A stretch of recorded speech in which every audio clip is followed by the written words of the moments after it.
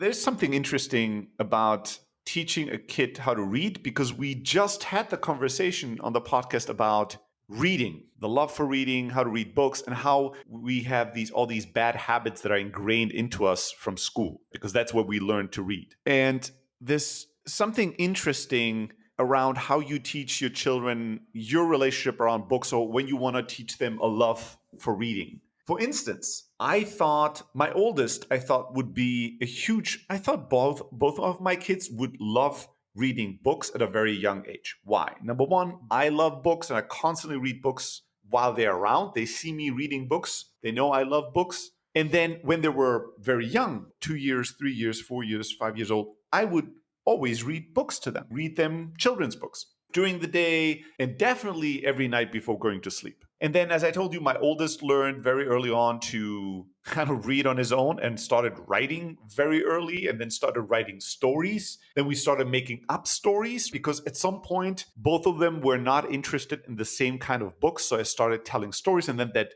developed that tradition, that famous tradition we have now where every night I come up with a new story for them, that they give me new words and I have to invent a new story based on those words. It doesn't matter if I'm there in person. When I travel, I record that story and I send it over via text to their mom and they play the story while they're in bed.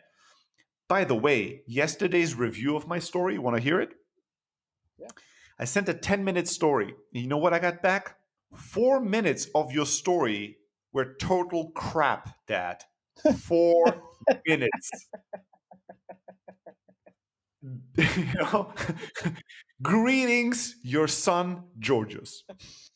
That's what I got. That's what I got for my effort. 4 minutes Okay. of your 10-minute story was total garbage. So dope. 4 minutes, Dad. How So, amazing is that? Love it. so by now, their older cousin is in on the whole thing. This makes it even more complicated. Now I have to wait for my kids to tell me their words, but also their cousin texts me his word. I have to send him the story as well. He's like a year older than my oldest. So now there's like my two children and my nephew that I write the stories for. And then I had sometimes I have good days, sometimes I have bad days. I also have to teach my children not to take me for granted because they totally do, right? Mhm. So 4 or 5 days ago, they sent me a voice message and they were both upset that my stories lately have only been 8 to 9 minutes and not even longer than 10 minutes. And that sucks. And also, one of my sons was like, Dad, when I told you this word, I really wanted you to make the story about somebody that does this and this and this and this. Some total different interpretation of his word than mine, right?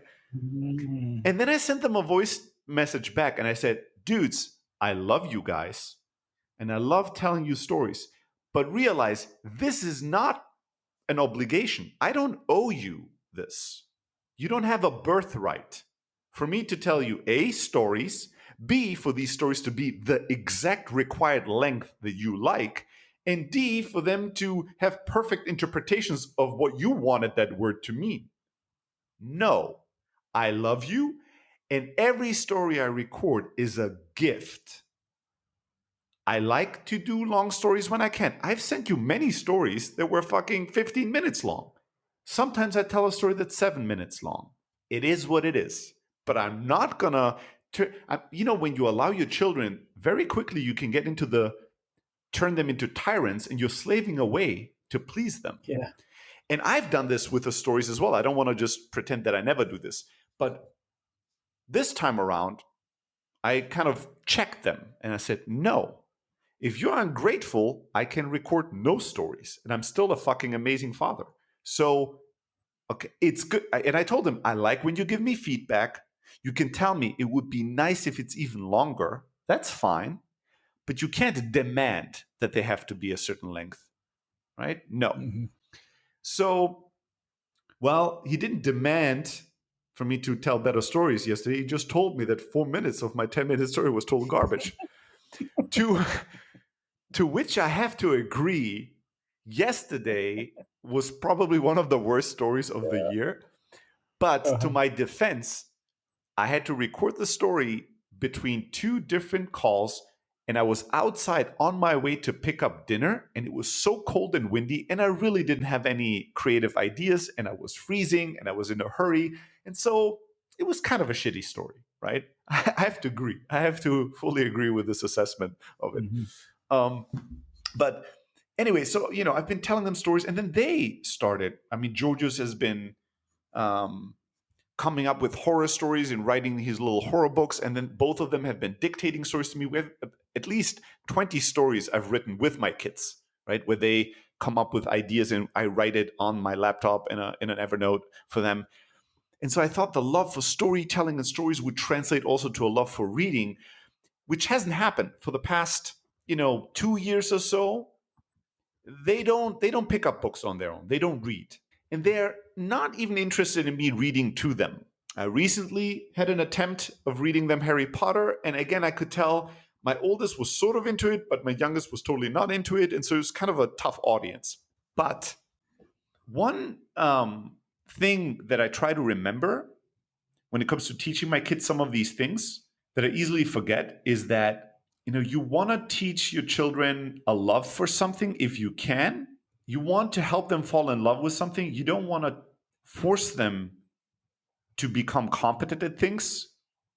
And so, especially in the early days of being introduced to something, it doesn't matter if it's playing an instrument, um, a hobby, an activity, you want to show them how to fall in love with it, and you want to allow them on their own time to decide when they want to fall in love with it. Because once they fall in love with something and they want to do it and it's fun to do it, then them getting better at it and all that figures itself out, and you can figure that out later. I remember PG wrote a tweet once. He writes really insightful parent tweets. Sometimes it's a bit tough because his quotes of his 8-year-old and 6-year-old are, you can tell he has two geniuses, his children. So Mm-hmm. it's tough Mm-hmm. for normal parents to compare our children with the kind of things his children say and do. But Mm-hmm. he tweets really insightful things about parenthood. And one tweet he was saying something about teaching his like coding with one of his children, like teaching him some very basic code, and then saying how his child's code, if I remember it correctly, was not good or elegant, right? It just was working. But he said in the early days, just make it fun for them so they fall in love, and they'll learn how to do it right later. Don't try to teach them how to do it right in the first step, because that's going to rob them of all the joy and fun and lightheartedness. And once they're hating it or finding it a chore or complicated or difficult or intimidating, they'll never get into this. This is something that I'm trying to do better this time around books, right? So I test the waters. I see they're not into it. I'm not forcing it, right? I'm not giving them speeches about how important books are. Mm-hmm. I just go, all right, not now, right? Later. It took me fucking 16 years to fall in love with books. Mm-hmm.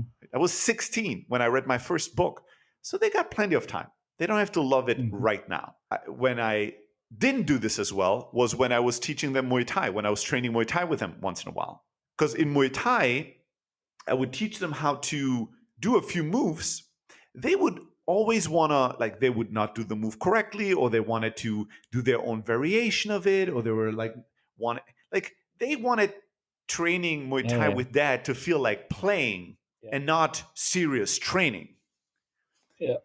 And And you gave them I, the Thai yeah, temple. This is the yes, right way. Okay. yes. I mean, I was not a total douche about it, but No, I somewhat, saw you. I saw somewhat you. of a It was douche. playful and fun. They enjoyed it, But but but I still was at times, especially when my oldest was like, well, but I want to do a completely different thing that's just more fun, and I don't care about anything you show me.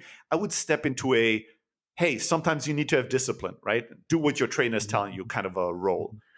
which he didn't enjoy at all, right? Right, for obvious reasons. Yeah. And so I was not, so I was not able at that time to teach them in a way that they would madly fall in love with it. They like it, and we still train once in a while. But at that time, I was a bit too serious, bit too tense. And if you compare the way I train my kids Muay Thai, and I know I'm not a great Muay Thai fighter, right? And I grew up in a culture with no Muay Thai whatsoever. If you compare that with how Thais in Thailand teach children Muay Thai, I mean, fighters in Thailand learn Muay Thai as children, right? There's usually a bunch of children that, for whatever reason, are going to, getting basically adopted by the gym and kind of live at the gym other than going to school, right? And when you see how Thais, amazing Thai gyms, Thais, how they teach children, it's completely different than what we would do in the West. It's sort of just like they never correct technique, right? They never tell the children, no, you have to move your hip this way, do it the right way. It seems like almost they don't care. They're just like, hit this 10 times. All right, now hit this 10 times. All right, now punch this. All right, now go over there and do something else. I don't want to be bothered by you anymore. And then then they turn around, all right, come back. Now we do this thing. And most of the time, there's zero correction. There's no speeches. There's nothing. They just allow the kids to train and move. And there's a certain inherent trust that children at that age are such sponges of learning. The technique corrects it almost itself over time. They just start observing all the other adults that are training, and slowly but surely they just do it better and better. They're so flexible, so open. They're not tense. They haven't learned it the wrong way. They're just learning to move. And the training intensity and the corrections and the speeches and all that, the demands, they increase as the child matures and grows up as well, right? It's a very gradual process. But the beginning, it's just like, let's make this fun. Let's just move. Yeah, even when I was like studying like Thai massage at the Wat Po temple, right? Even there, I was like, oh, okay, you have like all these, points, acupressure points, energy lines, this, there, right? This point beyond it. And I was like, and most of the people like me were like, oh, but wait, is the point here or here? And the teachers are like, yeah, what do you think? And so, I don't know. You're the teacher, right? And it's like always wanting the exact same point, the exact point, the exact technique. What is the next thing? And they're like, no, just learn like the flow of the massage, like learn the overall routine first from beginning to end. It's fine if you push the wrong point here or there, but get a sense for the whole thing. So they care about the holistic thing first, and then gradually, as you do this, similar way, they don't correct technique or details in the beginning, which to me was so foreign. Right? I was like, no. If I push the wrong point. Yeah. I mean, this is a completely foreign way of doing things in the West. You go, wait a second. 2 of the 4 steps I'm doing are not correct. Why are you telling me? Why isn't somebody stopping me, taking a red pen and correcting every mistake that I made? Right? Exactly. And it's, well, because if we did it this way, we will slow you down to a dead end halt. And you will never come back and not learn anything. As a beginner, most of what you're doing should be wrong. If it's fun, and if every time you're doing it, you're learning a little bit, but you get a bit more comfortable, you're on your way, right? Learning is happening, Learning is happening. Think about like teaching a child how to walk this way. Like let me read you this book about body mechanics. Let me tell you about the exact positioning of everything. Like nobody would ever learn anything this way. What do? They just observe everybody else. They have an urge, a love, a curiosity to try to, extend themselves the way they see everybody else extend themselves and walk on 2 feet. And they fall and they fall and they just feel their way to walking, to that new skill development. Nobody's teaching them shit. No parent has ever taught a child how to walk. A child learns how to walk completely on their own, basically. You might be encouraging the child, but you're not teaching the child. You couldn't. I don't know how to teach. If you told me write down on 2 pieces of paper your basic course on walking, you've done it 38 years. You must know how it works. What would I write? I don't know. I just do. So, like, can you make somebody fall in love with it, or can you make something fun?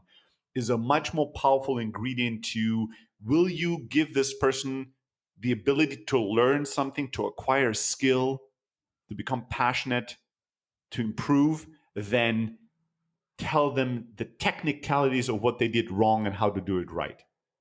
And I think there's beautiful wisdom there that, as I said, with Muay Thai, I think I was not really comfortable to do it that way. And I remember even myself when I was training Muay Thai, oftentimes I was annoyed that trainers would not give me more Mm-hmm. corrections. Mm-hmm. Right? I was like, what Yeah. is this? Why? I can feel I'm doing it wrong. Why aren't you telling me everything Yeah. I'm doing wrong? It took me a long Yeah. time to understand Yeah. that that doesn't work this way. It's funny because in the context of sales, you've been, I think, long before you started training like martial arts, you've been like, no, just don't overwhelm people with feedback on everything they're doing wrong. Like pick the one thing that will have the biggest impact and focus on that, right? Yeah.